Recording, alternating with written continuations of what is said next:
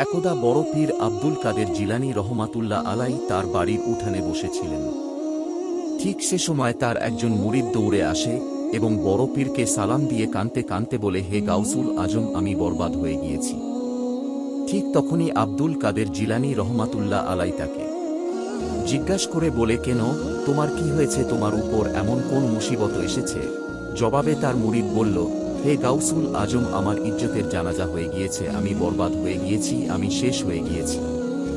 বুজুর্গ, আমার একটি কন্যা আছে, সে খুবই সুন্দরী, তাকে আমার ঘরে রেখে পড়াশোনা করিয়েছি।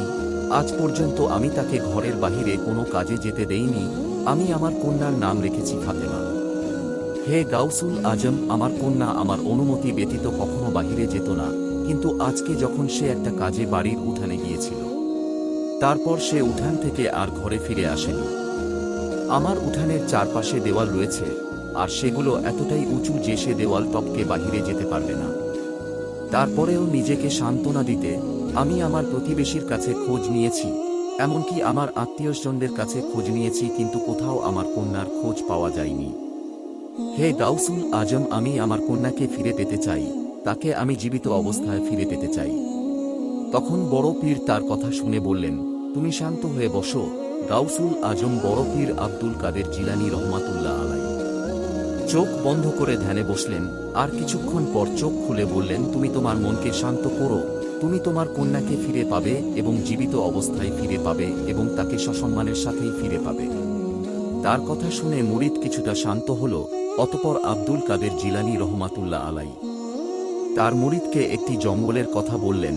ওই জঙ্গলের কথা শুনে বড় পীরের মুরিদ আঁতকে উঠে এবং সে বলে, হে গাউসুল আজম, এটা তো একটা ভয়ানক একটা জঙ্গল, সেখানে তো দিনের বেলায় কোনো মানুষও যেতে ভয় পায়। জবাবে বড় পীর বললেন, হে বৎস, তোমার কোনো ভয় নাই, তুমি নিশ্চিন্তে জঙ্গলে চলে যাও। জঙ্গলের ভিতরে তুমি কিছু বাড়ি দেখতে পাবে, সেই বাড়িগুলোর মধ্যে প্রথম বাড়িটা অতিক্রম করে যাবে এবং দ্বিতীয় বাড়িটাও অতিক্রম করে যাবে। অতঃপর তৃতীয় বাড়ির সামনে গিয়ে দাঁড়াবে, সেখানে সূরা ফাতিহা পাঠ করে নিজের আগল বদ্ধ করে দিবে। অতঃপর তোমার চারপাশে একটা বৃত্ত এঁকে নিবে। এমনটা করার কিছুক্ষণের মধ্যেই তোমার পাশ দিয়ে জিনেদের আনাগোনা শুরু হবে এবং সেই জিনেরা ভয়ানক আওয়াজ করে তোমার উপর হামলা করার চেষ্টা করবে, কিন্তু কোনোভাবেই তারা সেই বৃত্তকে অতিক্রম করতে পারবে না। যখন তারা আর পারবে না, তখন একটি সাহিংসা জিন একটি ঘোড়ার পিঠে করে আসবে, আর সে হবে অত্যন্ত শক্তিশালী। সে এতটাই শক্তিশালী হবে যে অনেক বড় বড় পাহাড় সে একাই ধ্বংস করার শক্তি রাখে, কিন্তু সে সব কাজ করতে পারলেও তোমার এ বৃত্তকে অতিক্রম করতে পারবে না। এরপর সে সাহিংসা জিন তোমাকে প্রশ্ন করবে, আর উত্তরে তুমি তোমার সম্পূর্ণ পরিচয় আর তোমার সম্পূর্ণ ঘটনা খুলে বলবে এবং বলবে, আমি বড় পীর আব্দুল কাদের জিলানী রহমাতুল্লাহ আলাইয়ের মুরিদ, আর তিনি আমাকে তোমাদের এখানে পাঠিয়েছেন। আমি আমার কন্যাকে আজকেই ফিরত চাই এবং অবশ্যই জীবিত অবস্থায় ফিরত চাই, আর পুরো ইজ্জতের সাথেই ফিরত চাই। যদি আমার কন্যার সাথে খারাপ কিছু ঘটে তাহলে আব্দুল কাদের জিলানী রহমাতুল্লাহ আলাইয়ের শাস্তি থেকে তোমাদের কেউ বাঁচাতে পারবে না। অতঃপর বড় পীরের সেই মুরিদ বড় পীরের পথে অনুযায়ী সেই জঙ্গলে রওনা হয়ে যায়। এভাবে হাঁটতে হাঁটতে সে অনেক পথ অতিক্রম করার পর বড় পীরের বলে দেওয়া সেই বাড়িগুলোর কাছে আসল। অতঃপর সে প্রথম ও দ্বিতীয় বাড়ি অতিক্রম করে নির্ধারিত স্থানে সে উপস্থিত হল। এরপর বড় পীরের মুরিদ বড় পীর আব্দুল কাদের জিলানী রহমাতুল্লাহ আলাইয়ের কথামতো সূরা ফাতিহা পাঠ করে একটি বৃত্ত এঁকে নেই। কিছুক্ষণের মধ্যেই সেখানেই ভয়ঙ্কর আখ্যাতের কয়েকটি জিন উপস্থিত হয়, যা ছিল অনেক শক্তিশালী। তারা যখনই মুরিদের কাছে আসতে চায় তখনই তারা সেই বৃত্তকে স্পর্শ করে ছিটকে পড়তে থাকে। যখন জিনেদের সবাই সেখানে পরাস্ত হয় তখন সাহিংসা জিনের আগমন হয় এবং সে তার পুরো শক্তি দিয়ে সেখানে হাজির হয়। তারপর বাঘের মতো হিংস্রভাবে তার উপর ঝাঁপিয়ে পড়ে, কিন্তু যখনই সে ওই বৃত্তকে স্পর্শ করছিল তখন আর সে সামনে আগাতে পারছিল না। তখন সাহিংসা জিন তাকে জিজ্ঞাসা করে, হে মানব সন্তান, তুমি কে কোথা থেকে এসেছ? তখন আব্দুল কাদের জিলানী রহমাতুল্লাহ আলাই এর মুরিদ পুরো ঘটনাটি খুলে বললেন এবং সে ব্যক্তি বলল, হে জিনের বাদশা, আমি আমার বড় পীরের একজন নগণ্য মুরিদ, আমার কন্যা বাড়ির উঠানে গিয়েছিল আর সেখান থেকে সে নিখোঁজ হয়েছে। কোনো একটি জিন আমার কন্যাকে তুলে নিয়ে এসেছে। আমি আমার কন্যাকে আজকেই ফেরত চাই, জীবন্ত অবস্থায় ফেরত চাই এবং পুরো ইজ্জতের সাথে ফেরত চাই। যখন জিনেদের বাদশা বড় পীরের নাম শুনল তখন সে থরথর করে কাঁপতে কাঁপতে তার সমস্ত জিনেদের দলকে পুনরায় ডেকে পাঠাল। শাহিন শাহর আদেশে সবাই সেখানে উপস্থিত হল।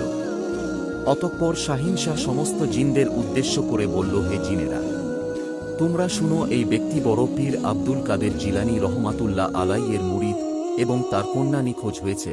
আমাদের মধ্যে কোনো এক জিন তাকে তুলে নিয়ে গেছে। তোমরা সবাই সমস্ত দুনিয়ার বুকে ছড়িয়ে পড়ো, সমুদ্রের গভীরে চলে যাও, মাটির গভীরে চলে যাও, যেখান থেকে পারো এই মেয়েটিকে ছাড়িয়ে নিয়ে আসো। আর যে জিন এই মেয়েটিকে উঠিয়ে নিয়ে গিয়েছিল তাকেও তুলে নিয়ে আসো। অতঃপর জিনের বাদশা সঙ্গে সঙ্গে এই কথাও বলল যে, হে জিনেরা, খবরদার, আমাকে এই কথা যাতে শুনতে না হয়। তোমরা এই কন্যাটিকে খুঁজে পাওনি। এই কন্যাটি আমাদের জিনের কাছে না থাকতো তবে বড় পীর আব্দুল কাদের জিলানী রহমাতুল্লাহ আলাই তার মুরিদকে আমাদের নিকট পাঠাতেন না। শাহিন শাহর কথা শোনামাত্র সমস্ত জিনেরা কন্যাটির খোঁজে বেরিয়ে পড়ল এবং তারা দুনিয়ার আনাচে কানাচে, মাটিতে, সমুদ্রে, সব জায়গায় তাকে খুঁজতে লাগল। অনেক খোঁজাখুঁজির পর সেই মুরিদের কন্যা এবং সেই জিন যে কন্যাটিকে তুলে নিয়ে গিয়েছিল সেই জিনকে সহ শাহিন শাহ জিনের কাছে হাজির করা হল। এরপর যেই জিন বড় পীর আব্দুল কাদের জিলানী রহমাতুল্লাহ আলাই তার মুরিদের কন্যাকে তুলে নিয়ে গিয়েছিল সে বলল, হে শাহিন শাহ, এই কন্যাটিকে আমি অনেক কষ্টে খুঁজে পেয়েছি। তখন শাহিন শাহ জিন উত্তরে বলল, হে কমবক্ত, তুই কি জানিস না বড় পীর আব্দুল কাদের জিলানী রহমাতুল্লাহ আলাইকে এবং তার শহর থেকে একটি মেয়েকে তুলে নিয়ে আসতে তোর একটুও ভয় করল না? উত্তরে জিনটি বলল, হে শাহিন শাহ, আমার এ বিষয়ে একটুও সাহস নেই, কিন্তু আমি কি করব? এই মেয়েটি তার বাড়ির উঠানে খোলা চুলে দাঁড়িয়েছিল এবং সে আঙ্গনে তার চেহারা উন্মুক্ত করেছিল। আমি তার রূপে মুগ্ধ হয়ে গিয়েছিলাম, যার কারণে আমি তাকে তুলে আনতে বাধ্য হই। তুই তো পুরো জিনেদের কাউমকে বিপদের মুখে এনে দাঁড় করিয়ে দিয়েছিলি। এখন যদি আজ বড় পীর নিজে চলে আসতো তবে পুরো জিনের কাউমকে এই দুনিয়ার বুকে টিকে থাকা কঠিন হয়ে যেত। এরপর শাহিন শাহ জিন একজন জল্লাদ জিনকে ডেকে পাঠালেন। অতঃপর জল্লাদ জিন সেখানে এসে উপস্থিত হল। শাহিন শাহ সেই জল্লাদকে হুকুম করল, এই বেয়াদবটা বড় পীরের মুরিদের কন্যাকে উঠিয়ে নিয়ে এসেছে, এর মাথাটা শরীর থেকে আলাদা করে দাও এবং একে নিঃশেষ করে দাও, আর বড় পীরের মুরিদের কন্যাকে এর বাবার হাতে তুলে দাও। এরপর শাহিন শাহ জিন বড় পীরের মুরিদকে বলল, এই নাও, তোমার কন্যাকে সহি সালামতে তোমার কাছে ফিরিয়ে দিয়েছি এবং বড় পীর আব্দুল কাদের জিলানী রহমাতুল্লাহ আলাইয়ের কাছে আমাদের সালাম পৌঁছে দিও। আমি তোমার কন্যাকে পুরো ইজ্জতের সাথেই ফিরিয়ে দিলাম। এই কথা বলে শাহিন শাহ জিন চলে যাচ্ছিল তখন বড় পীরের মুরিদ বলল, হে শাহিন শাহ জিন, আমার কিছু কথা শুনে যাও। তখন শাহিন শাহ জিন বলল, কি বলতে চাও বলো। তখন মুরিদ বলল, তোমরাও কি বড় পীর আব্দুল কাদের জিলানী রহমাতুল্লাহ আলাইকে মান্য করো? এই কথা শুনে শাহিন শাহ জিন বললেন, বড় পীর শুধু মানুষের শিক্ষক নয়, তিনি আমাদেরও হাকিম। সুবহানাল্লাহ।